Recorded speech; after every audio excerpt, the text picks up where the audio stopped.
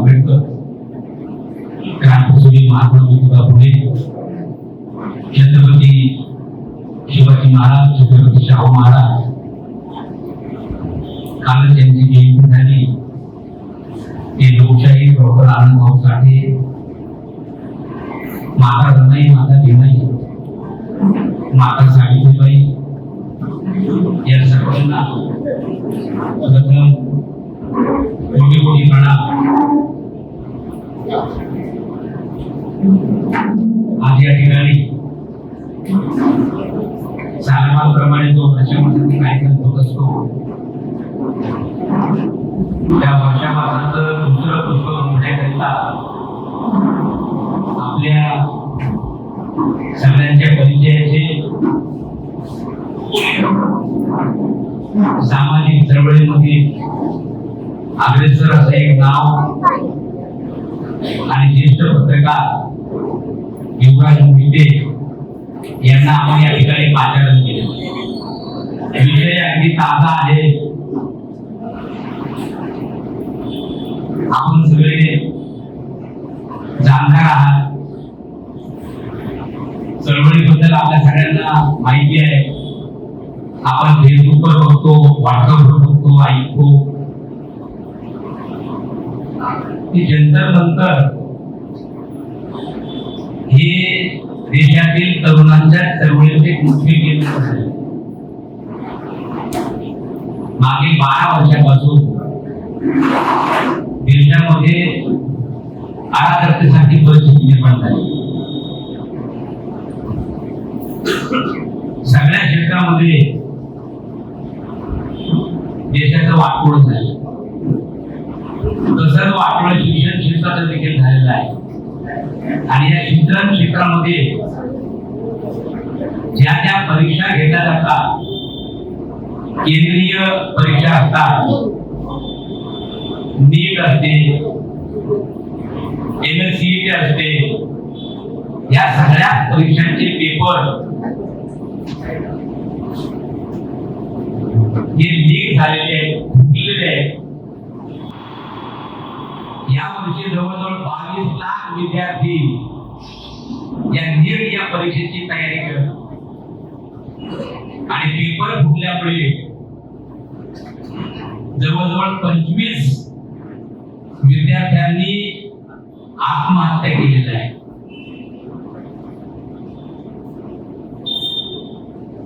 आणि याबाबत देशाचं सर्वोच्च न्यायालय असेल, केंद्र सरकार असेल, हे याबाबत एकदम बेफिकीर आहे. त्यांना त्याचं काही पडलेलं नाहीये. आणि म्हणून नव्यानंच एक राजकीय पक्षाचा उदय झाला. कॉंग्रेस जनता पार्टी, CJP आणि या मंडळीनं या नीटच्या पेपर फुटेच्या विरोधामध्ये आंदोलन करायचं ठरवलं. आणि 1 जुलैला त्यांनी शांततेच्या मार्गानं, संविधानाच्या मार्गानं, लोकशाहीच्या मार्गानं आंदोलन सुरू केलं. धरणे कार्यक्रम, उपोषणाचा कार्यक्रम चालू केला. आणि त्या उपोषणाला देशाचे शास्त्रज्ञ सोनम वांगचुक हा मोठा शास्त्रज्ञ आहे. त्याने आपल्या सैनिकांसाठी, म्हणजे हिमालयातल्या सैनिकांच्या संरक्षणासाठी बऱ्याच गोष्टी केलेल्या आहेत. असा एक सामाजिक कार्यकर्ता, उच्च शिक्षण कार्यकर्ता सोनम वांगचुक यांनी देखील त्या दिल्लीतील जंतर मंतरवर जाऊन या विद्यार्थ्यांच्या आंदोलनाला पाठिंबा दिला आणि त्या उपोषणामध्ये सामील झाले.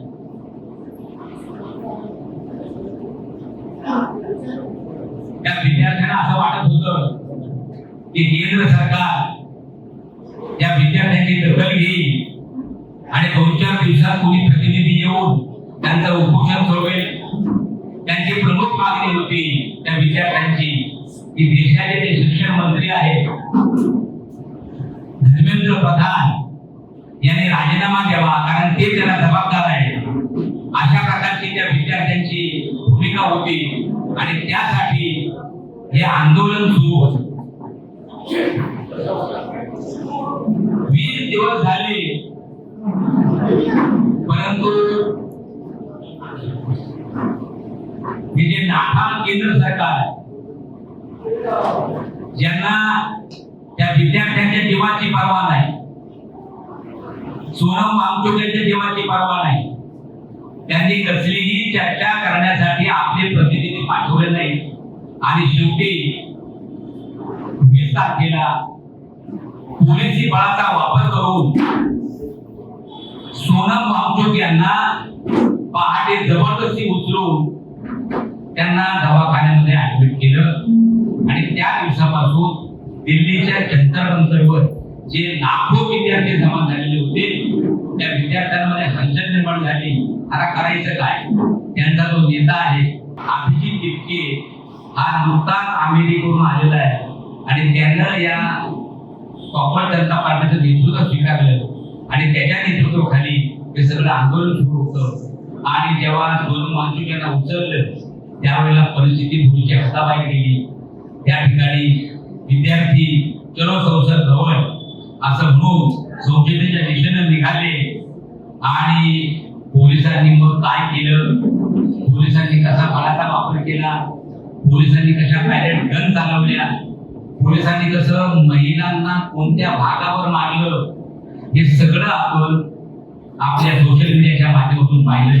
आणि म्हणून आपण श्रावस्ती बुद्धवर्ण समितीच्या सर्व कार्यकर्त्यांनी अशी एक संकल्पना मांडली की जो धडा जे काही घडलं ते आपल्याला दिसत होतं शूटिंगच्या माध्यमातून, क्लिपच्या माध्यमातून, मग प्रत्यक्ष तिथे काय घडलं, काय परिस्थिती तिथे होती हे सांगू शकतो फक्त युवराज मोहिते, जो तिथे प्रत्यक्ष हजर होता. आणि म्हणूनच आम्ही या कार्यक्रमासाठी हे दुसरं पुष्प गुंफण्याकरता आम्ही युवराज मोहिते यांना आमंत्रित केलं.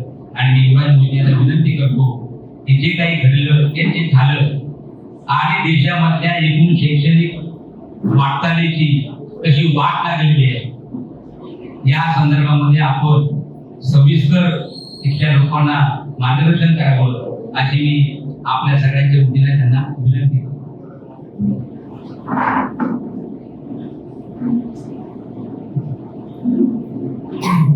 सगळ्यांना जय भीम. आज सलग तिसरं एक ठिकाण आहे जिथे मी या विषयावर बोलतो. गेल्या 3-4 दिवसात जवळपास म्हणजे 7 व्याख्यानं झाली. आजचं हे 8वं व्याख्यान आहे. पण हे व्याख्यान किंवा प्रवचन हे या विहारात होत आहे याचा मला एक आनंद आहे.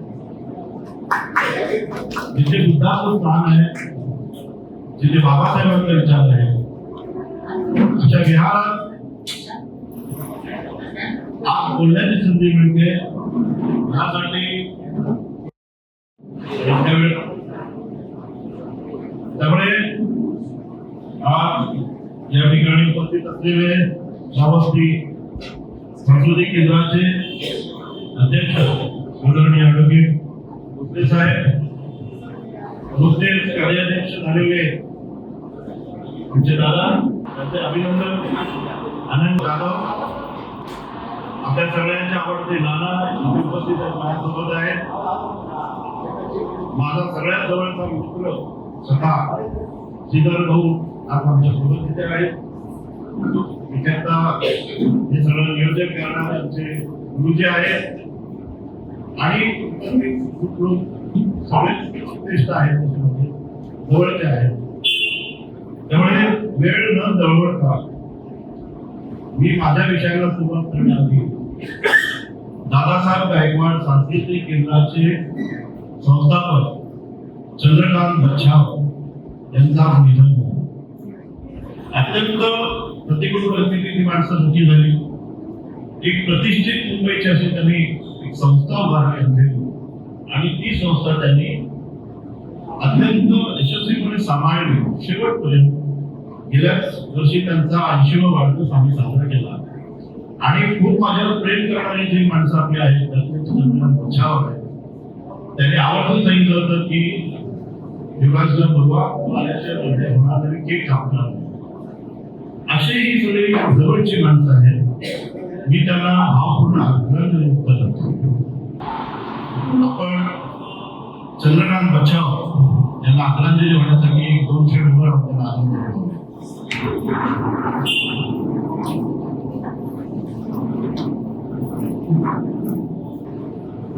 जय हिंद. आजच्या वेळेला खूप वेगवेगळ्या क्षेत्रातले लोक आलेले आहेत. आमचे गौरव साहेब आहेत, असे सगळे वेगवेगळ्या क्षेत्रातले इथे लोक आहेत. आणि सगळ्यात महत्वाचं म्हणजे आजच्या भाषेत सांगायचं झालं तर बेबी बूमर आहे, जनरेशन एक्स आहे, झेंजी आहे, काही मला अल्फा पण दिसत आहे आणि पीटरही आहे. आता ही भाषा सांगतोय, ही भाषा आता आपल्याला समजून घ्यायची आहे. म्हणून आज हे 8वं व्याख्यान दिवशी बोलताना आंबेडकरवाद्यांची भूमिका काय हा यातला माझा सगळ्यात फोकस विषय आहे. काय घडलं ते तुम्हाला सगळ्यांना माहिती आहे, त्यांनी सांगितलं संक्षिप्तमध्ये. पण आंबेडकरवादी म्हणून आपल्या भूमिका अत्यंत महत्वाच्या आहेत. कारण आता हे आंदोलन जे आलंय, हे आंदोलन आपल्या सगळ्यांच्या आयुष्यातला कलाटणी देणार आंदोलन, या देशाला कलाटणी देणार आंदोलन. आता याची सुरुवात जी झाली, आपण म्हणतो की युथ इज द पॉवर. जगभरातले व्याख्याते सांगतात, जगभरातले जे तत्वज्ञ आहेत ते सगळं असं सांगतात की youth is the power. Youth जेव्हा जेव्हा रस्त्यावर येतो तेव्हा बदल घडत असतो. आणि हा बदल जो आहे, हा बदल आपल्याला दिसत असतो. म्हणजे अलीकडच्या काळात सांगायचं झालं तर याचं पहिलं जे काही म्हणजे आता जेन जी हा शब्द जो पान झालाय, जनरेशन जेन जी हा जो शब्द पान झालाय, ह्या शब्दामागची भूमिका आणि विचार म्हणजे काय समजून घेतलं. त्याला मला जर तुम्हाला कळत नाही नसेल, त्यांनी ते स्लॉट केलेलं आहे. कुठल्या वर्षात कोण जन्मले त्या स्लॉटमध्ये जो असतो तो त्या जनरेशनचा. पण याचं दिसलं कधी पॉलिटिकल आपल्याकडे अनेकदा क्रांती झालेल्या आहेत. मी युनिव्हर्सिटी जेव्हा पत्रकारिता शिकवतो तेव्हा फ्रेंच रिव्होल्युशन असेल किंवा अमेरिकन क्रांती असेल हे मी सांगतो. मी या विद्यापीठाच्या ज्यावेळी सिलेबस कमिटीमध्ये होतो, आता आमच्या मित्रांना कारण मी खूप काही करत असतो. केवळ पत्रकारांचं मला नव्हतं, ठीक आहे, पण मी युनिव्हर्सिटीच्या सिलेबस कमिटीवर होतो आणि अनेक मोठी माणसं होती त्याच्यामध्ये. या सिलेबस कमिटीवर असताना मी मात्र त्या सिलेबसमधून ह्या सगळ्या क्रांत्या काढून टाकल्या आणि तेव्हा खूप मोठी माणसं होती. काही शोभाटे पासून सगळे माझ्यासोबत होते. आणि मी असं सांगितलं की या महाराष्ट्रात मुंबईचे पत्रकारिता शिकायला येतात विद्यार्थी, त्या विद्यार्थ्यांना फ्रेंच रिव्होल्युशन, अमेरिकन क्रांती, रशियन क्रांती ह्या सगळ्या गोष्टी आम्ही आमच्या अभ्यास म्हणून सुद्धा वाचलेल्या. पण या विद्यार्थ्याला या पत्रकारिता शिकायला आलेल्या मुलाला या महाराष्ट्रात काय घडलं, भूमिहीनांचा लढा कळला का त्यांना, दादासाहेब गायकवाडांनी घडला, त्या भूमिहीनांचा एक चॅप्टर आम्ही त्या सिलेबसमध्ये.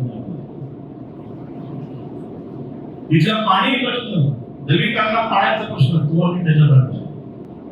तिचा नामांतराचा प्रश्न तो आम्ही मुलांना शिकवतो. त्यामुळे मुलांना हे शिकवताना आम्ही सांगतो की जिथे घटना घडेल मानवतेसाठी असलेली तिथे तुम्ही असं पाहिजे आणि आयुष्यात तुम्ही पाळलेलं आहे म्हणून तिथे गेलो. आणि अशा अनेक ठिकाणसाठी साक्षी झाला. दिल्लीमध्ये जे घडलं ते खूप वेगळं होतं. अभ्यास करताना तुम्हाला सगळ्यांना माहित असेल की पहिली रिव्होल्यूशन झाली ती इजिप्त मध्ये झाली 2024. इजिप्त मध्ये काय झालं? साधी घटना होती. पोलिसांनी एका तरुण मुलाला पकडला, घुसखोरायचा म्हटलं त्याला, तो दयावाने करत होता आणि त्याला त्यांनी मारून टाकलं. पोलिसांनी मारला सगळ्यांच्या समोर. Everybody is watching. They just watch that. कुणी काही बोलायला नव्हतं. तिथे एक विद्यार्थी होता. तो विद्यार्थी सहज आला होता. कॉफी तिथे कॉफी शॉप मध्ये होता. त्याने बघत होता त्या तरुणाला पोलिसांनी मारून टाकलं. तो बोलला तरी एकटा आहे, मी काय करणार? तो घरी गेला. त्याने लॅपटॉप उघडला. तो अमेरिकेत होता. त्याने लॅपटॉप उघडला आणि त्याने ही घटना सगळी टाकली आणि लोकांना सांगितलं बोला. आणि मग ही सगळी एक जनरेशन ती बोलायला लागली. आणि त्या बोलण्यात इजिप्त मध्ये सगळे तरुण रस्त्यावर आले आणि अख्खी सत्ता त्यांनी उठवली. पूर्ण सत्ता उठवून लावली. नवीन राज्यकर्ते आले. घटना क्रमांक 2 आपल्या शेजारी. आपल्या शेजारी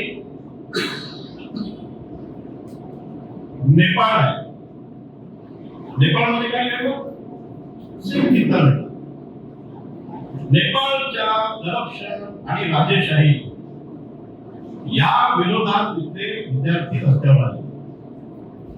नेपाळमध्ये मी गेलो होतो 15 वर्षापूर्वी. त्यावेळी त्यांची राज्यघटना बनत होती आणि ती 22 वेळा बनत होती. तो 22वा अटेम्प्ट होता ना. आणि मी आणि विवेक पंडित आम्ही दोघे तिथे आम्हाला बोलवलं होतं. का बोलवलं होतं? कारण इथे आम्ही खूप ऍक्टिव्ह आहोत जर्नलिझम मध्ये. आमच्या फ्रीडमसाठी, आमच्या बोलण्याच्या फ्रीडमसाठी. त्यांनी मला असा विषय दिला होता की तुम्ही असं बोला की तुमच्या राज्यघटनेमध्ये फ्रीडम ऑफ स्पीच यासाठी काय तरतूद आहे ते आम्हाला म्हणा आणि तुम्ही एक पेपर लिहिला. आणि तो पेपर मी तिथे सादर करताना माझ्या लक्षात आलं होतं की हा देश आहे. या देशामध्ये कुठलीच राज्यघटना टिकू शकणार नाही. कारण इथे राजेशाही आहे. इथल्या लोकांना कळत नाही आपण काय करावं. कोणतरी येतो आणि तो राज्यघटना बनवतो. मग ती दुसऱ्या गोष्टी सोयीची नाही. 22वा वेळ होता. त्या नेपाळमध्ये तरुण एकत्र आले, रस्त्यावर उतरले आणि जो भ्रष्टाचारी नेते होते ते सगळे फिरत होते. त्याला असं वाटायचं मी राज्यघराण्यात नाही, मला कोण काय करेल, राज्यघराण्यात नाही, मला कोण काय करेल, मी काय. पण तिथला तरुण विद्यार्थी उभा राहिला रस्त्यावर, नाही चले. तो बोलायला लागला. ते सगळे रस्त्यावर आले. तुम्हाला सांगतो आपण फक्त म्हणतो इथे पळून पळून मारला पाहिजे, पण तिथल्या एक एक मंत्र्याला पळून पळून पुरावी लागली. कपडे काढून मारले आणि तिथे तक्ता पलट. त्या तक्ता पलटामध्ये आता तिथला पंतप्रधान कोण आहे? बालेंद्र शहा. कोण आहे तो बालेंद्र शहा? हा गायक आहे, रॅप गायक आहे. तो रॅप लिहितो सांग, पण तो इतका पॉप्युलर आहे त्याच्या रॅपने त्या अख्ख्या तरुणांना एकत्र आणलं. जे त्याचे शब्द होते आणि जी त्याची कळकळ होती आणि टू द पॉइंट बोलायची जी त्याची स्टाईल होती, त्या स्टाईलने त्या रॅपरने पूर्ण देशाला एक नवी वाट दाखवली. आता तो पंतप्रधान आहे आणि तो आता खूप बदल करतो. त्याने सगळ्यांच्या हे सांगितलं की नो व्हीआयपी कल्चर. शाळा ज्या सरकारी आहेत त्या चांगल्या झाल्या पाहिजे. तो करतोय त्याच्या पद्धतीने. आता ही आंतरराष्ट्रीय आंदोलन जे जंतर मंतरवर आंदोलन झालं ते मात्र वेगळं. ते वेगळं काय? कारण त्या जंतर मंतरवरच्या आंदोलनाचा पाया आणि दिशा हे भारतीय संविधान. म्हणजे एक तरुण कसा विचार करतो, एक तरुण काय विचार करतो की ज्या वेळी आम्हाला तुम्ही मानहानी करा, तुम्ही आमची मस्करी करा, तर त्या मस्करीला आम्ही गांभीर्याने उत्तर देऊ. घटना फार छोटी होती. देशामध्ये गेली 12 वर्ष जी राजवटी आहे त्या राजवटीने कुणाला जमवलं नाही. ऑलिम्पिक मेडल मिळवलेल्या मुली हे सांगत होते की तुमचा खासदार आहे, त्याने आमच्यावर रेप केला, तो आम्हाला सांगतो की तुम्ही आमच्या सोबत रात्री या, तर तुम्हाला आम्ही पुढे स्पर्धेला पाठवू. तो आमच्या अंगाशी येतो, तो आमच्याशी अत्यंत वाईट वागतो, रेप करतो. सरकारने ऐकलं नाही. बेटी पढाओ बोलायला शेवटी त्या मुली बसल्या उपोषणाला. ते उपोषण गाजायला लागलं, ज्यांनी पोलीस पाठवले त्या पोरींना फटफट ओढून घेऊन गेले पोलीस. देश गप्प बसला. कारण देशाला असं वाटलं की आता काही होणार नाही. हे विश्वगुरु आहेत, यांनी असा एक स्वतःचा आळा तयार केला आहे, स्वतःची इमेज तयार केली आहे की न भूतो न भविष्यती, आता भारताला मीच आहे आणि माझ्याशिवाय तुम्हाला पर्यायच नाही आहे. त्यामुळे मी म्हणेन ती पूर्व दिशा. आणि मग वाटेल ते करायला लागला. तो थर इतका खाली आला की त्या इटलीच्या पंतप्रधान बाईला हे मेलोडी वाचायला लागले. भारताचा पहिला पंतप्रधान इतका स्त्रीलंपट आहे हे अख्खा जगाने पाहिजे. अख्खा जग बघतोय की हे काय चाललंय माणसाचं. याला इथं काही समजत नाही. भाषा ठीक आहे, याला येत नाही, पण वागणं हे इतकं चायल्डिश. शेवटी काय असतं, बाबासाहेबांनी सांगितले ते शिक्षण हे तुमच्या वागणीचं दूध आहे. या दुधापर्यंत पोचलेच नाही, ते फक्त चहापर्यंत पोचले. त्याने या देशात 12 वर्ष लोकशाही तिचं तोंड बांधलं, तिचे डोळे बांधले आणि तिला बधिर. 12 वर्ष काही करत काही ऐकायला कोणाला जात नव्हतं, कुणी काही दखल घेत नव्हतं. या देशाचं होणार काय असं सगळ्यांना वाटत होतं. कारण त्यांनी ईडी ताब्यात घेतली, त्यांनी इन्कम टॅक्स ताब्यात घेतला, त्यांनी निवडणूक आयोगही ताब्यात घेतला. काय करणार आहात तुम्ही? काही करू शकणार नाही. इतकी हताशा सुरू नाही. या हताशेत शेवटी तुम्हाला ते सांगतो की तरुणच उठतो. बरं, हे केल्यावर न्याय यंत्रणा यांचीच. त्या न्याय यंत्रणेने दाद मागायला गेले की या ठिकाणी 22 मुलं आत्महत्या करतायत. का करतायत? तर त्यांनी दिलेले पेपर लीक झाले. त्यांचं आयुष्य एक नीटची परीक्षा देणं हे आपल्या सगळ्यांना त्याची कल्पना नसेल. मुलांना किती वेळ द्यावा लागतो, त्यांना किती कष्ट घ्यावे लागतात. एक डॉक्टर व्हायचं असेल तर त्या मुलाला 2 वर्ष बाकी काही सगळं सोडून त्याच्यावर कॉन्सन्ट्रेट करावं लागतं. लाखोंचा खर्च आहे. त्यांना चांगले क्लासेस लावावे लागतात. त्या मुलांना चांगलं अन्न द्यावं लागतं, त्यांची काळजी घ्यावी लागते. आणि गावागावात शेतकऱ्याची मुलं आपल्या शेती विकून 5-5 लाख रुपये. तिथे मला एक माणूस भेटला. तो माणूस असं म्हणाला, शर्मा नावाचा माणूस आहे, शहरांचे इंटरव्ह्यू केले. तो असं म्हणाला की मैं अपने बेटे के लिए, क्योंकि मैं जानता हूं वो पढ़ाई में बहुत अच्छा है, मैं जानता हूं उसकी मेहनत क्या है, मैं बहुत गरीब हूं, लेकिन मेरा बेटा जो है वो मेहनत कर रहा है, तो मैंने अपनी खेती बेच डाली साहब 5 लाख रुपया, और 5 लाख रुपया लेकर मैं उसको 2 साल उसको बहुत हिफाजत से रख रहा हूं, लेकिन मेरे पैसे का क्या हुआ? अब मेरा बेटा कह रहा है कि जिंदा रहकर फायदा क्या? तो रडायला लागला.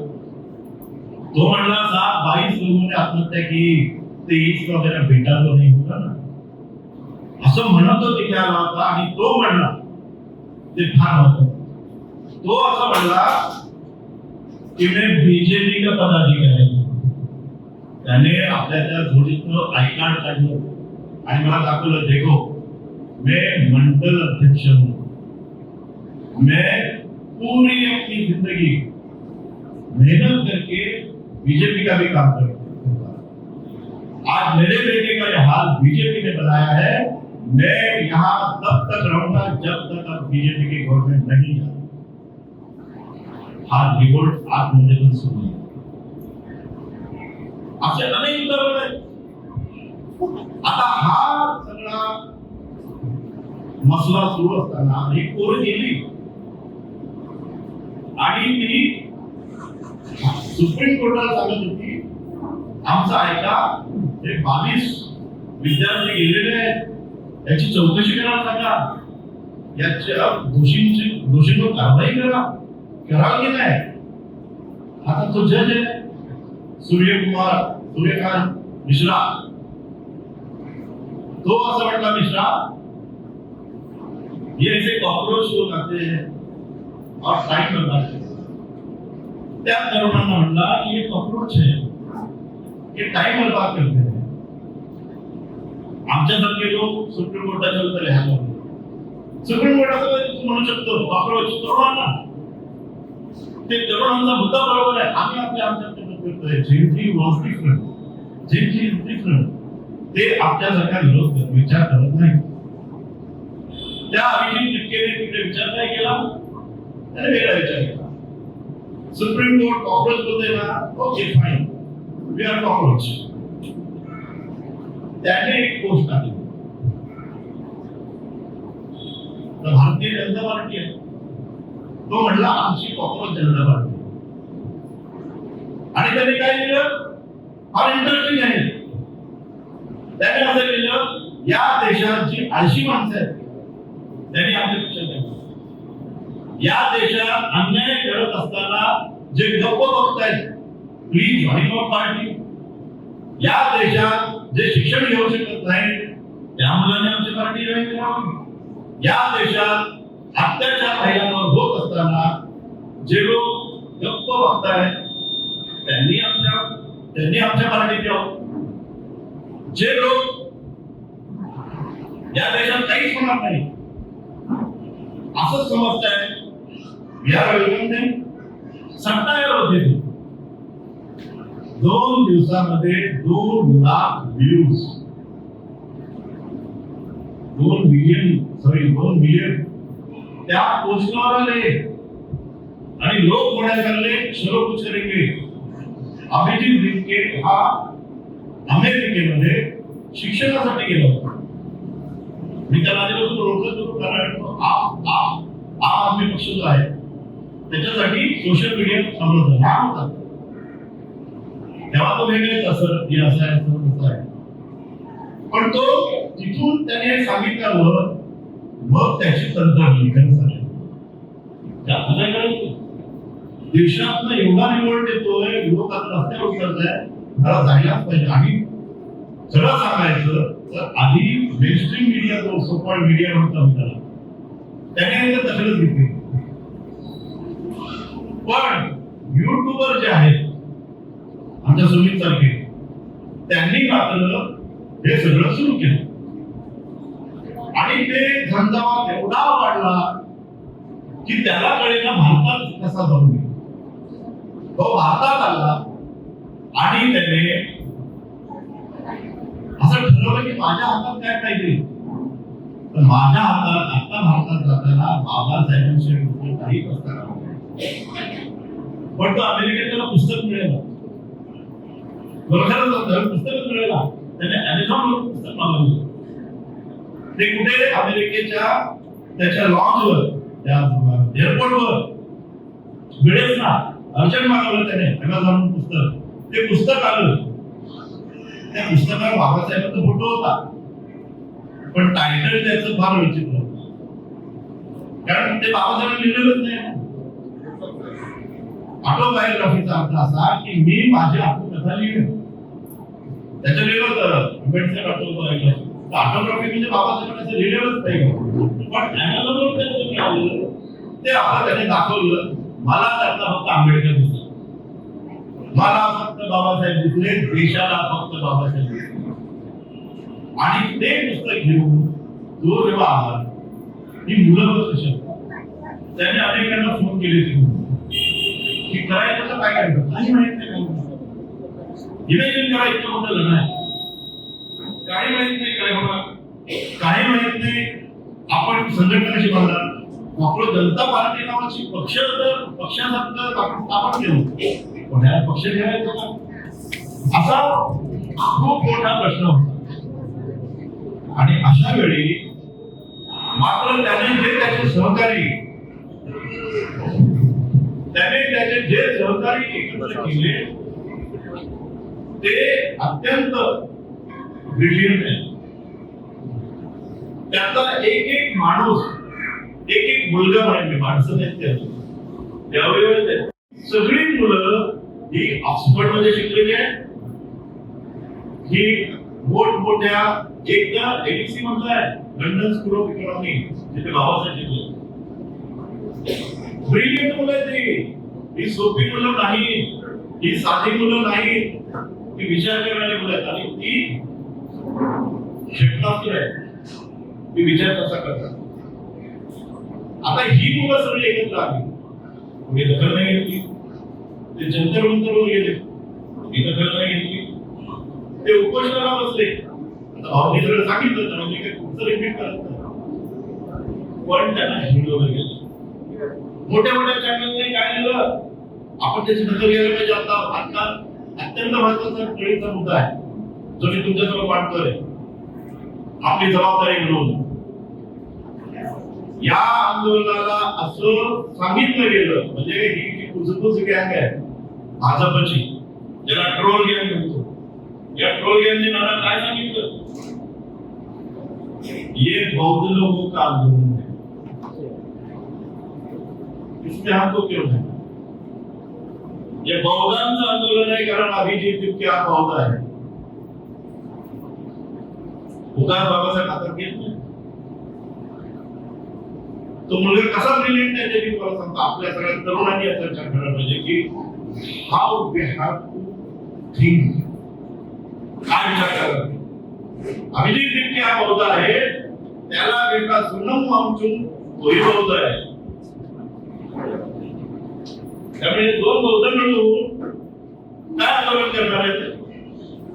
पण त्यांना पण तुम्ही बौद्ध म्हटलं, जो बुद्ध आणि जो आंबेडकर त्याने अंगीकार केला तुम्हाला कळणार, तो नाही कळला त्यांना. त्याला असं वाटलं अभिजित तितकेचं काय होईल ते आपण बघू.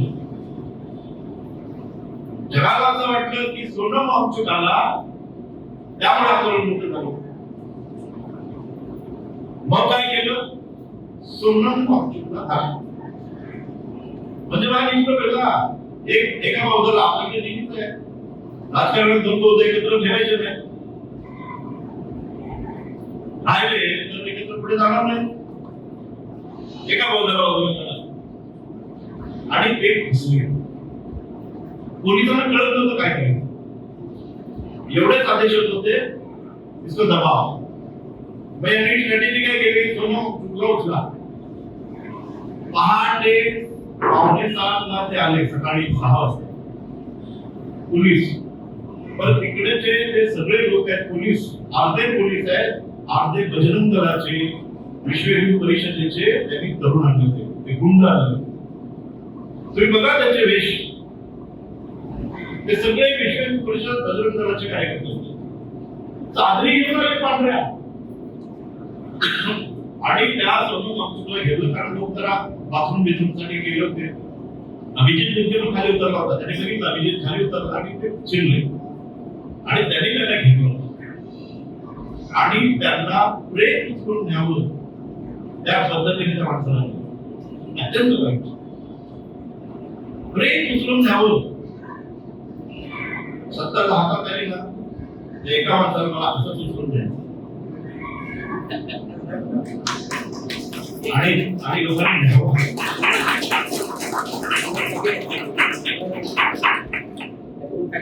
प्रश्न एवढाच आहे की त्यांना उचलून नेलं आणि हॉस्पिटलमध्ये टाकलं, त्यांना भेटू दिलं नाही, तर काय इलाज करणार, काय माहिती.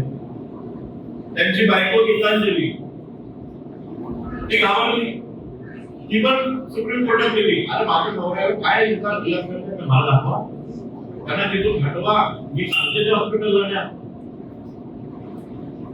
तिला तिचा एक आधीची याचिका फेटाळली. तिथे पोलीस डॉक्टरला सांगितलं बघा याच्यावर काय इलाज करतायत ते सांगा. आणि मग त्यांच्यावर त्रास सुरू केली, त्यांना धमकावण्यात आलं, सगळं करण्यात आलं आणि त्यांना ज्यूस पाजण्यात आलं. त्याच्या आधीची घटना महत्वाची. 20 जूनला हे सगळं सुरू झालं. महिनाभर जवळपास 26व्या दिवशी तहान चाललं. पण तो 18व्या दिवशी तोपर्यंत हे आंदोलन कुणी दखल घेतली नाही. उपोषणाला बसा, तुम्ही काही घोषणा द्या, काही नाही. त्यांना उचललं तरी लोक मात्र थांबत नव्हते. लोक तेवढ्या संख्येने तिकडे आले. मग मात्र मोदी सरकार तंत्र झालं. कारण ह्यांना सरकार कसं चालवायचं हे माहित नाही. सरकार मिळवलं पण सरकार कसं चालवायचं माहित नाही. त्यामुळे आता करायचं काय, पुढं तरुण पोरं तिकडे येत होती. मी अजून 10 मिनिटं बोलले, मग आपण प्रश्न उत्तर करू. सो सगळी तरुण मुलं तिथे वाढत होती, चेंगरा चेंगरी. माझा एक व्हिडिओ आहे, तुम्ही बघा, पूर्ण धामाधूम झाली तिकडे. इतकं गरम नाही, इतकं ते दमट वातावरण, दमट नाही असं पूर्ण वातावरण आहे. त्यामुळे अंगातलं झाड गर्दी, प्रचंड गर्दी. त्यामध्ये ती मुलं राहत होती. चेंगरा चेंगरीची खूप वेळा असं वाटतं की चेंगरा चेंगरी होती. पण मुलींना ज्या पद्धतीने ते मुलं सांभाळत होते, म्हणजे या पिढीला आपण असं म्हणतो की ही पिढी आपल्या केंद्रीय आहे, नुसती मोबाईलमध्ये घुसलेली असते, नुसतं अशी असते, त्याला काही बाहेर बघायला नको. पण ही पिढी या समाजाला कशी दिशा देते हे मला तिथे शिकायला मिळालं. हे मला शिकायला म्हणजे त्या आंदोलनाचा सगळ्यात महत्वाचा जो भाग होता तो म्हणजे मुलींची सगळ्यात जास्त उपस्थिती. कुठून मुली आल्या होत्या. बापरे, एक राज्य असं देशाचं शिल्लक नव्हतं जिथून मुली आल्या नाही. मुली काय सांगून आल्या, हमारा ऑफिस का टूर है, आमच्या कॉलेजची टूर है, आम्हाला कुठेतरी काही प्लेसमेंट आहे असं सांगून एका बॅगेने शिका पोरी आल्या होत्या. एका पोरगी मला भेटली, तिच्याकडे केवळ 70 रुपये होते. फक्त 70 रुपयाची पोरगी ट्रेन करून तिथे पोहोचली होती आणि तिला काय नको होतं, मला ह्याचा भाग घ्यायचा. मी महाराष्ट्रातले इतकी मुलं तिथे पाहिली की मलाही आश्चर्य वाटलं की महाराष्ट्र माझा हा असा जिवंत आहे आणि ह्या तरुणांनी ते जिवंत केलं. ते सांगतोच. पण त्यामध्ये लक्षणीय मुलं आले होते, मुली आल्या होत्या. या मुली आपण कुठे राहणार आहोत, काय खायला मिळणार आहे, टॉयलेटची व्यवस्था इतकी वाईट, पण एकाचीही तक्रार नव्हती. मुलं काय करत नाही का, आपण पालक म्हणून, म्हणजे आता मी जनरेशन एक्स आहे, माझा मुलगा मिलेनियल आहे, आता आमची पुढची पिढी जेन एक्स आहे, जेन जी आहे.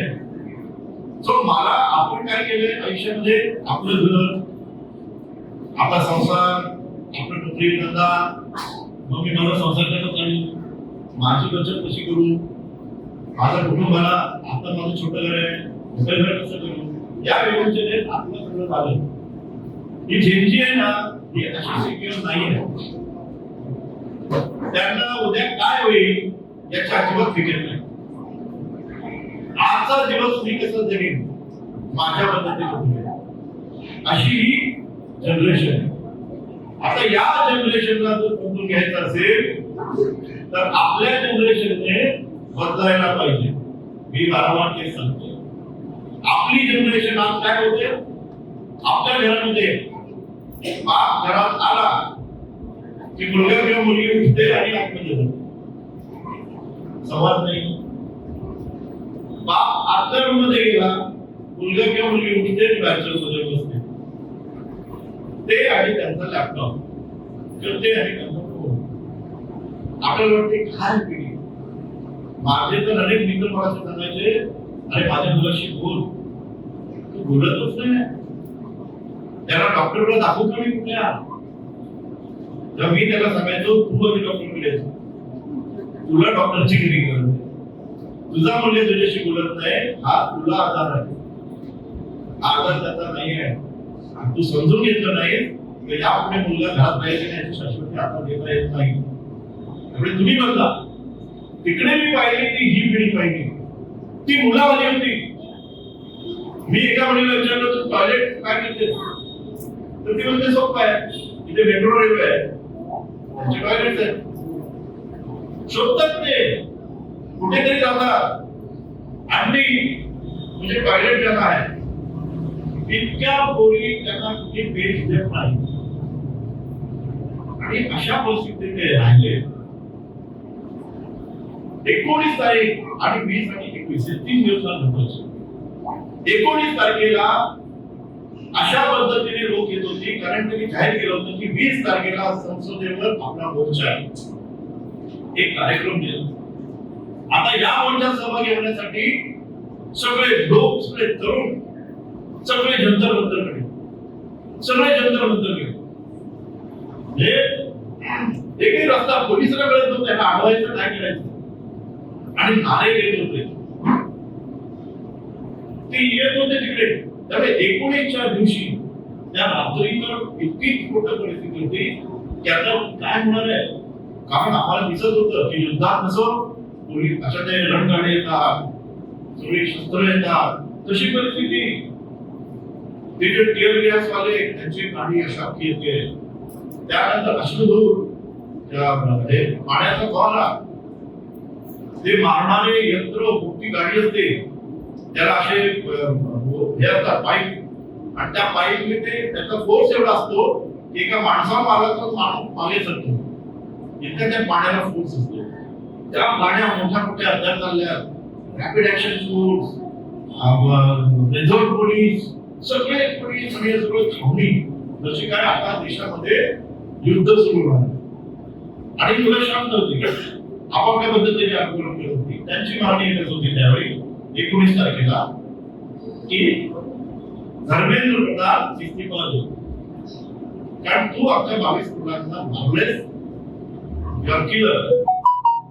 आणि ती मागणी करत होती. 20 तारखेला सकाळी 9 वाजता मोर्चा होता. सगळे 6 वाजल्यापासून पहाटे सगळी मुलं स्वतः आलेली, सगळे सकाळी गेले. आम्ही कसं वाट करत तिथे पुढे गेलो. 9 वाजले मोर्चा निघाला नाही, 10 वाजले मोर्चा निघाला नाही. शेवटी आम्ही तिथे सगळे जे बाकीचे लोक त्यांना विचारतो की भाई काय झालं, मोर्चा विचारते. 10:15 वाजले आणि मग मात्र मुलांनी सुरू केल्या घोषणा. अभिजित ने विचारलं, पुलिस ने बहुत फोर्स लगाया है, सब इंतजाम किया है, शायद हम घायल हो जाएंगे, हमको मारेंगे भी, तो हमको आगे जाना है या नहीं. एक सेकंड पण नाही गेला, मुलं ओरडायला लागली, sound sir, sound sir, sound sir. आता पर्याय नव्हता. अभिजित देवकेने जरी सांगितलं असतं की संसदेवर काय जायचं, तर तिथे एकाही मुलगाने किंवा मुलीने ते ऐकलं नसतं. जायचं ते ठरवून आले होते. आणि 11 नंतर 11:15 मोर्चा सुरू झाला. आम्ही सगळे जोडत होतो त्या याच्यामध्ये. आणि त्या मोर्चाच्या वर शबाना आझमी होत्या. त्या मोर्चाच्या वर तो ऍक्टर आपला प्रकाश राज होता. त्याच्यावर भीम आर्मीचा आपला खासदार चंद्रशेखर राधा चव्हाण तो आला आणि माहोल झाला. त्या माणसाचं खरं सांगतो ऍटॉप आहे. मी त्याला सांगितलं आपण बोलूया म्हणून तो एवढा त्याला अर्थ केला. मग एकदम मस्त मजा आली. आम्ही जितक्या गप्पा मारल्या तो आला ना की जी ऊर्जा येते अशी ऊर्जा मी अनेक वर्ष तुम्हाला पाहिली होती. तो नुसता जर एंट्री केली ना पोलीस म्हणतात आता तो आला सरळ जागेवर भाषण दिलं. चलना की नाही कोई नहीं आएगा तो मैं अकेला जाऊंगा सगळ्यांना नाव आपलं. आणि त्या चंद्रशेखरचं वातावरण पेटवलं. पोरं आणखीन सुटली आणि त्यांनी गाडी पुढे घेऊन जर आम्ही 10 किलोमीटर पुढे गेलो असेल बॅरिकेड्स लावले. नुसतं बॅरिकेड्स लावलं नाही तर बॅरिकेड्स वरून तिथून मारायला सुरुवात केली. ते पुढे मुलं होते सगळे कारण मारायला सुरुवात केली. रक्तबंबा तिथे पहिल्यांदा त्यांनी काय केलं कारण बॅरिकेडच्या मागे आम्ही इकडे पोलीस आणि पोलिसांकडे जे लाठी होत्या त्याला खिळे होते. एक मारला की चामडच निघून आहे. रक्ताच्या चिळकांड्या तुम्हाला सांगतो हा सगळं केव्हा झाला आम्हाला कळत नव्हतं काय झालं. लोक काय झालं अडवलेलं आहे आणि खूप अंधाधुंद झाली. सगळे रक्त बंबाळून ती मुलं काही मुलं स्वतःच यायची काही मुलांना बाकी मुलं उचलून काढायचे. आपलं जवळून चाललंय. आम्ही त्या मुलांना काय करता येईल हॉस्पिटल म्हणजे आपल्याला जायचं नाही दिसते कुठे त्याचं माहित नाही. ते असं एक रस्ता होता की त्याला अगोदर पळायला झालं नाही. अशा अवस्थेत आम्ही म्हणतो आम्ही नाटक झाला थोडंच आम्ही बाजूला आणि मी बघतोय एक मुलगी उठली आणि तिने सांगितले सब लड़की आगे चलो. एकदम आश्चर्य वाटलं मला. ती मुलगी उठली तिने तिच्या मैत्रिणीला उठवलं आगे चलो आणि सगळ्या मुली खडाखडाच्या उठल्या. कोणी गडगा नाही राहिला तर कोणीने घ्यायचं. म्हणजे आपण म्हणतो की या मुली आहेत त्यांना काय कसं धैर्य ह्या कसल्या आल्या तशा निडर. पण त्या पहिल्या मुली उठल्या आणि त्या पुढे गेल्या. एका मुलीने जाऊन तिकडे तिने आपल्याला आणली. आपण म्हणतो की स्वातंत्र्याच्या शौर्याला ताबेला पण असतो. स्वातंत्र्य म्हणजे असं झालं स्वातंत्र्य झालं. एक जण पुढे आला त्याचा झेंडा दुसऱ्याने उचलला आणि मग त्याने छातीवर डोळे घेतल्या. सेम परिस्थिती. सगळ्या मुली छोट्या मुली तर पुढे आल्या आणि त्या मुलींनी सांगितलं पोलिसांना आता मारून मारलं. मग इकडे लाठीचार्ज थांबला. ही स्त्री शक्ती आहे.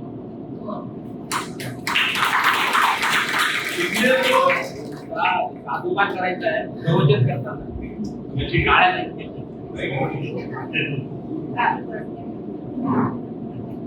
आणि मग पण वरच्या थांबला ना आता करायचं काय. पोलीस म्हणजे नुसते पोलीस सगळे पोलीस गुंड जे काटे घेतलेले काही करू शकतात अशा पद्धतीने ते. पण तरुणांना तुम्ही थांबवू शकत नाही. 5-6 हजार तरुण त्या बॅरिकेडवर उड्या मारत. बघा जीवाची पर्वा नाही. कुठल्या स्वातंत्र्याचा लढा होता कसला लढा होता. ते बॅरिकेडवर उड्या मारत पलीकडे गेले. 5-6 हजार लोक पोलिसांना त्याकडे बघायला धावत सुटले. दगड हातामध्ये कॅमेरा चालू. त्या तरुणाचं म्हणतो मी शिकलो की आपल्या हाताचा आम्ही जिथे पहिले दिसून सांगितलं तुमच्या हाताचा कॅमेरा चालू असला पाहिजे. तुम्ही कुठेही जा काही करा हाताचा कॅमेरा चालू असला तर ते तुमचं संरक्षण होतं. आणि ही मुलं सगळी पळत संसदेत गेली. संसदेतून म्हणजे आता आपण इथे आहोत तर साधारण आपला राम मंदिरचा सिग्नल पहिला कपिल वस्तू एवढं ते संसद होतं आणि इथे आम्हाला थांबवलं. ती मुलं पळत संसदेच्या गेटवर धडकली. पोलिसांना असं काय केलं. मग पोलिसांनी इथे तिकडे थांबवली. अश्रुधूर सुरू झाले. मग पोलीस विभाग करते की या मुलांना आपल्याला अडवता येत नाही. ही मुलं काय करते माहित नाहीये. 12 वर्षात पहिल्यांदा मोदी घाबरला कारण तरुण पोर आता गेटवर आले. तो इतका घाबरला की तो संसदेत होता. संसदेतनं तो त्याच्या गुप्त केबिनमध्ये आला. संसदेमध्ये गुप्त केबिन असते. जेव्हा समजा देशावर कोणी हल्ला केला तर आपला प्रधानमंत्री त्याला लढण्यासाठी काढला. हा घाबरलेला माणूस तिथे गेला. सगळी यंत्रणा तिथे आणि बातम्या यायला लागल्या, बड़ी सुरक्षा में पंतप्रधान जी को बाहर निकाला है. तरुण आले गेटवर आणि हा धुंडाला पाय लावून पडला. हिंदीच्या भाषेत बोलत पाय लावून पडाला. सुरक्षा कडक सुरक्षा यंत्रणे चप्पल की छाती हवा गेली आणि इकडे पोरं लाट्या घातल्या, रक्तबंबाळ झाली. एवढंच नाही झालं, बरं ते एकमेकाला सांभाळताय, कोणी माहित नाही कोण आहे, हा कुठल्या देशाचा आहे, हा कुठल्या राज्याचा आहे, हा कुठल्या भाषेचा आहे, कुठल्या जातीचा आहे, कुठल्या धर्माचा आहे. मुलं एकमेकाला उचलत होती, खांद्यावर घेत होते आणि पडत होते. काय चित्र होतं माहितीये का? 12 वर्ष आम्ही जे निराश होतो ना, आमची निराशा एका मिनिटात येईल. इतकं त्याचं चित्र होतं. मुली उचलतायत मुलांना आणि पळताय. 3-3, 4-4 मुली एकीकडे पडला. जर तुम्ही त्याला मुलींना शेवटी त्याने अटॅक केलं, कारण का त्या मुली मुलांच्यासाठी येतात. मग त्याने मुलींना सुरू केलं. किती मुली रक्तबंबाळ गणती नाही. त्या मुली त्यांना घेत येत असताना ते तरुण ऐकत होते, त्याच्यावर छानऱ्याच्या बंदुका. आपल्या युनायटेड नेशनने एक मार्गदर्शक तत्व तयार केलं. त्यात त्यांनी असं म्हटलं की आंदोलनकारी किती असणार, तो लोकशाहीने जर आंदोलन करत असेल, त्याच्या हातात शस्त्र नसेल, तो निशस्त्र असेल, तो घोषणा देत असेल, तो कुठली हिंसा करत असेल, तर तुम्ही बॅलेट घेऊन चालवायचे. वर त्यांनी हे पण म्हटलंय, त्याच्या हातात शस्त्र असलं तरी तुम्ही बॅलेट घेऊन चालवायचे नाही, कारण त्याला तुम्ही समजतो. बॅलेट घेऊन म्हणजे माणसाला तुम्ही अपाहिज करून टाकता. छत्र्याच्या बंदुका एका मुलाचा डोळा घेतला, पूर्ण त्याचा भाग इथे छलत आहे. त्याचा दोष काय होता? तो सब इन्स्पेक्टरची परीक्षेसाठी तो अप्लाय झाला होता आणि तो पेपर फुटला होता. त्या मुलाचा एक वेळा भारतामध्ये मोठा नोकरी झाला, ज्याला पोलिसांमध्ये नाही, ज्याला देशाची सेवा करायची होती, ज्याला काहीतरी आपल्याला करायचं आहे म्हणून गेला होता. मस्त असं झेपाट चांगला मुलगा होता, काय खरी दृष्टी डोळ्यात बात करून टाकला. अशा अनेक मुलं होती. 200 मुलं त्या हॉस्पिटलमध्ये गेलो की रडत होतो. 200 मुलं रडताय, 200 मुलं कोण ते काय होत नाही, काय आम्ही तर काय होत तर तिथे आम्ही होतो. कुणाला औषध आणून दे, कुणाला काय करून दे, बरं तिथे काही व्यवस्था आपल्याला माहित नाही, कुठली मेडिकल कुठलं शेवटी माणसं तुम्ही आणा, ते पैसे घ्या. कारण त्या मुलांना केवळ नुसतं डोक्यावर हात फिरवणं या पलीकडे आपण काय करू शकतो. आम्ही ते केलं. मुलं जेव्हा आम्हाला विचारत होती, तर एवढं होऊन रक्तबाण होऊन बिहारचा मुलगा बघा, तो मला म्हटला सर आंदोलन चालू आहे, काय म्हणायचं पिढीला, या पिढीला म्हणायचं काय. आणि ते सगळं करून आम्ही जेव्हा परत आलो, म्हणजे 20 तारखेला त्यांनी हंगामा केला. इतक्या तरुण नव्हे, मी सांगतो तिथे आलेली मुलं जे आहेत ना, 10वी पास होऊन आलेली मुलं होती. अनेक मुलं आपल्या महाराष्ट्रात तिकडे शिकायला पडेल, स्पर्धा परीक्षा असेल, पुढे नर्सिंगच्या परीक्षा आहे, अशी 10वी 12वी झालेली मुलं होती. 15, 16, 14, 15, 16ची मुलं होती. अशी मुलं सगळी तिकडे आलेली. ही सगळी मुलं त्या वर्गात होती, कारण ती स्पर्धा परीक्षेला जो देत होतो सगळे देते. शिक्षण घेतल्यानंतरही ज्या मुलांना असं वाटत होतं की माझं भविष्य अंधकारमय आहे, कारण सरकारमुळे आहे, ती सगळी मुलं तिथे होती.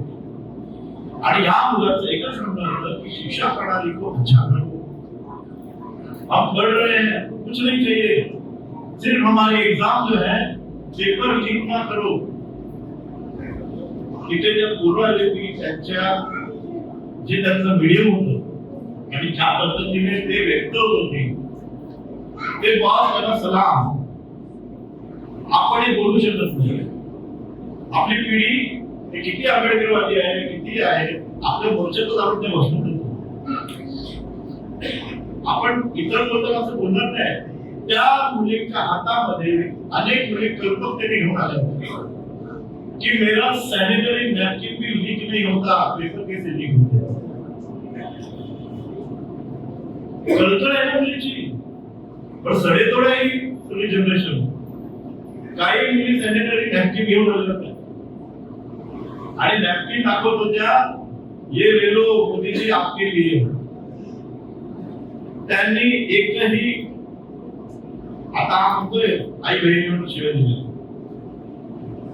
सगळ्यांचा दावा आमचा असा आहे, याच्या आईला कोणी शिवाय दिले तर तू दाखव. एकाही ठिकाणी शिवाय दिले. हा विक्टिमकरण ठरवलं जातात. मेरे पे कितना अन्याय होगा. अरे तू विश्व बोलू ना, तुझ्यावर पण अन्याय केला. तू असं सांगतोस की मी बायोलॉजिकलच नाहीये, मी आई वडिलांची कोणी जन्म घेतला नाही, मला भगवानने पाठवलेलं आहे, हे तू सांगतोय ना. पण व्हिडिओ सांगतोय, तुला काय देतोय, तुला आई कशी असेल, तू देवाचा दूत आहेस. त्याने माफ पुकारली ती. अरे कोणी दिले त्या मुलं तशी नाहीये, आमचा दावा आहे. मग त्याने असं सांगितलं कि इसके पीछे चाइना का हाथ है, इसके पीछे विदेशी ताकत है, पाकिस्तान का हाथ है. हे पंडित पोरं शांत, पोरं तिथे लगेच मी बनवायचे, पोरं पण हुशार ते मी बनवायचे. तुम्ही बघितलं असं, चहा पिताय, हेलो चिंचम मैंने 3 चाय पिया है, इसका आपको क्या बेचते हैं, 3 चाय का बिल दे दो. तुम्हाला हात आहे ना. अरे ते अशा नियम आल्यावर भाजपची आखी ट्रोलिया निष्प्रभ काय मुलं करतात, काय बोलणार ते. तर त्याची नवीन नवीन भाषा, ती भाषा आपल्याला समजत नाही, त्यांची साइन लँग्वेज आपल्याला समजत नाही. कुचल कब रिझाइन करोगे, काय कुचल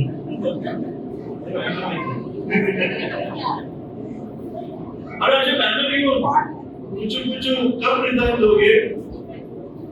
आणि मग आम्हाला तर समजायला लागायचं की आपल्या डिक्शनरी ते शब्द नाही आहे, आपली डिक्शनरी आता बदलली पाहिजे. आता त्याची साईन पोलिसांनी मारलं 20 तारखेला. 21 तारखेला कोणी येणार नाही असं आम्हाला वाटलं. 21 तारखेला डबल गेलो आणि तेव्हा काय होतं, पोलिसांची खिल्ली उडवली. त्या पोलिसांच्या इथे जायचं, बरं पोलीस जाताना दिसले एवढं टाळ्या वाजवायची, म्हणायचं अंकल घर पे जाके बताया ना अपने बच्चों को, हमने वो बच्चे को बहुत अच्छा पीटा, अंकल बताया ना. पोलिसांना शर्मेने खाल्लं. ही यांची बोलण्याची पद्धत आहे, यांची साइन लँग्वेज आहे. पोलीस बसले, एक मुलगी म्हणजे लोक त्यांचं क्रिएटिव्हिटीला सलामत आहे.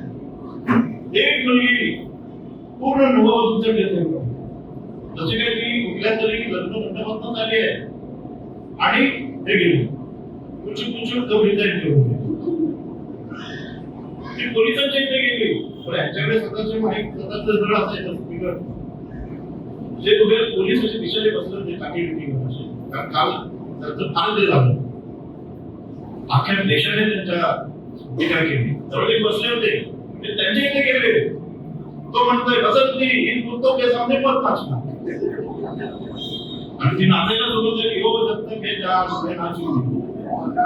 पोलिसांना कळेल असं म्हणायचं नाही ना, करायचं नाही. ती नाचते बसली की पोलीस जर छत्री घेऊन उभा राहिला तर पोलीस आहे त्याच्यावरच उभी. पोलिसांना कळेल कुठे करू काय. बरं एवढं सगळं नाही, हे सगळं झाल्यावर त्या मुली पोलिसांना पाणी घेऊन जायच्या. अंकल आप धक्के मुके आप पानी में अंकल ये खाने के लिए बिस्किट है का खाओ.